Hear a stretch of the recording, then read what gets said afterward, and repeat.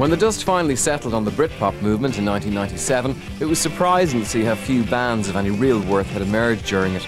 It seems many bands had simply been hitching a ride to success on its coattails, but there were some that would have been successful in almost any musical climate, and foremost amongst those were Supergrass.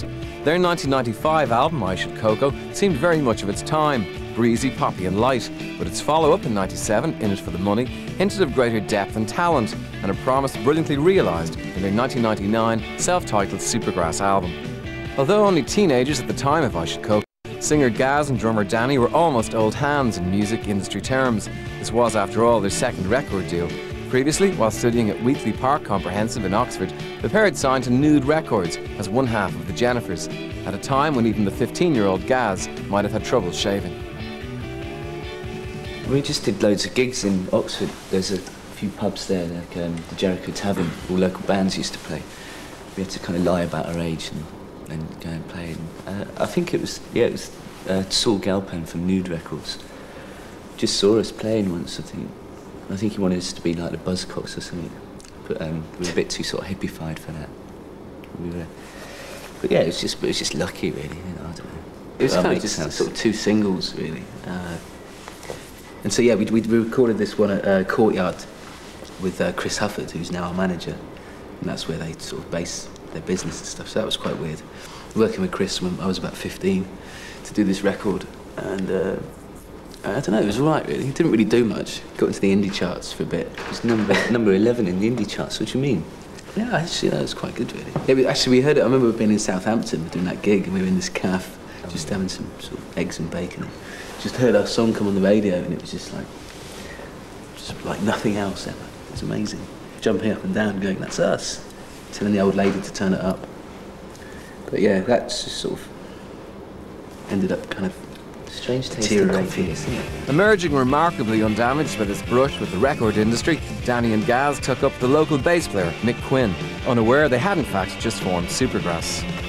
Mick and Danny lived in this row of cottages, and I lived with my mum just round the corner. So we used to just go over there all the time and, I don't know, just do what you do when you go over to mates' houses, but we used to play as well and jam. Instead of playing computer games, we played instruments. Probably. Yeah, so, I don't know, then we just kept playing for ages, and we didn't have a, you know, it wasn't really a band. None of us sort of said, "Oh, we've got a band." But then we just started writing songs as well. We had to do a gig. We had to do a gig, so then we just thought, yeah, we should sort of have a name or something. It was someone's birthday, and they asked us to play, so we had to get a band. Didn't we call ourselves Nandini because it was her birthday? Yeah. I don't know. It's a bit of shit, really, isn't it? We must have done about 10 gigs or something around Oxford and a few in London, and then just suddenly there's loads of record companies coming to our shows and stuff. I think we only had 3 songs before we wrote sort of Caught by the Fuzz and Strange Ones and stuff. And they were just like really bizarre, sort of rock funk or something. We didn't know quite what we were doing. Just sort of doing Hendrix sort of meets kind of Sly and the Family Stone. It was weird. The Carpenters. Yeah. But then we just started doing Fuzz and Strange Ones and just started doing these more compact, I don't know, sort of pop songs and stuff. I don't know why, it was just the 3 of us there. I think when there's only 3 of you in a band, there isn't much space, you know, to sort of be really technical and do really nice little solos and stuff. So we just like sort of just going, let's just go, you know, just do really fast songs. I think what sculpted our sound was we all rehearsed in this tiny room as well, in this little cottage. And it was just so loud in the room. Just like I had a big ride cymbal that was just really fucking loud, and everyone had to play really loud over each other to be heard and stuff. And that's how we started writing these kind of fast, loud songs. And the rest is history. Caught by the Fuzz, inspired by 15-year-old Gaz's arrest for cannabis possession, sold out its initial run on the tiny Backbeat label, thanks to the support of Radio 1's John Peel. We got some good vibes about it, and there was only about 500 released around Oxford. And yeah, we also, you know, there's a guy, Sam Williams, who we met in a pub, who just was sort of, you know, heard us play and was sort of like, well, you know, we could work together if you want, and I know a bit about production and stuff, so we met him, and that's when we did our little sort of 6-track demo, if you like, of you know, half the songs off I Should Coco. Yeah. And that's kind of what we would send off to, you know, EMI and all these companies. So that was pretty good, you know. In meeting him, I think, you know, it was quite a good thing to happen, because we were just sort of You're just rambling now. 3 young kids didn't really know what to do, but it was good.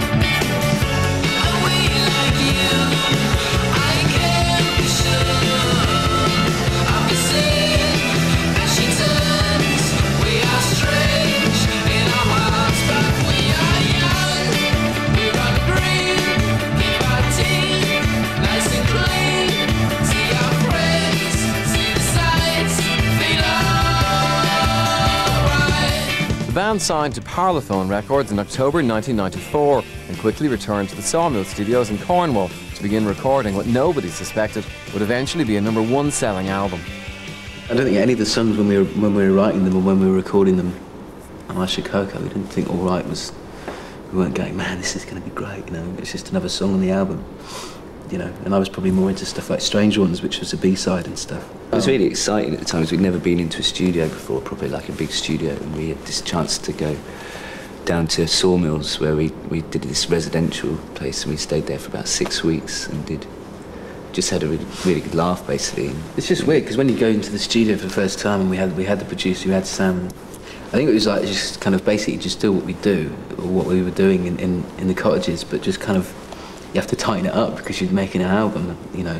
You have to sort of, you know, go through it and get the right take, and I think doing that kind of made us sort of, you know, play a bit better and sort of get a bit tighter, and that's why Strange Ones and Fuzz sound, you know, as tight as they do and stuff, because we just really worked on getting, you know, getting it connecting, which it did, which was nice. But All Right, like probably. support tours for quite a while. We supported bands like Shed 7 and stuff like that, and then I think we realised we were quite a good live band then, you know, people started getting into us.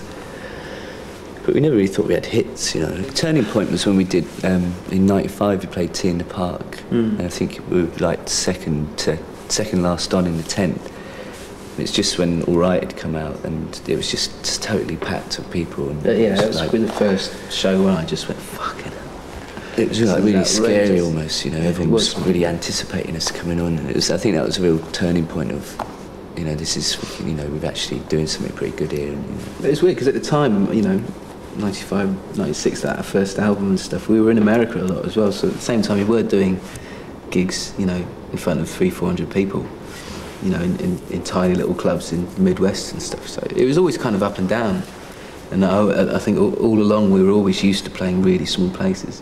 I think possibly only up until a couple of years ago we've actually settled into feeling comfortable with, you know, playing Lansdowne Road, or you know, I think before it was just been like, no way, this is really weird, just 3 guys, just we can't sort of fill that, you know, that space, but I think now we can do both.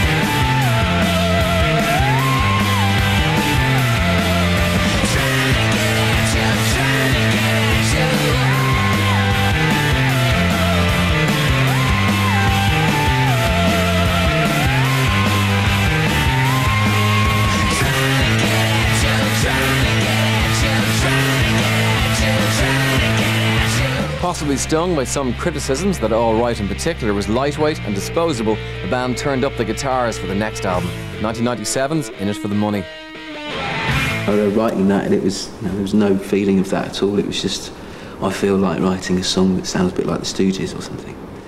You just really basically have it in your head and you just go bang and just do it on a 4-track or something. And there's no, And that was the first time we produced as well, so I think on the first album was more kind of pop sensibilities and the songs were a bit sort of shinier, and because we were kind of getting into sounds and stuff, and we just wanted like really big guitars in that song, But yeah, we made the decision to put that out as the first single, for our sort of comeback, whatever, for the next album. And the record company didn't want us to put that out at all because they thought it was too different from what we were like, which was good, and which we thought was quite good to do that.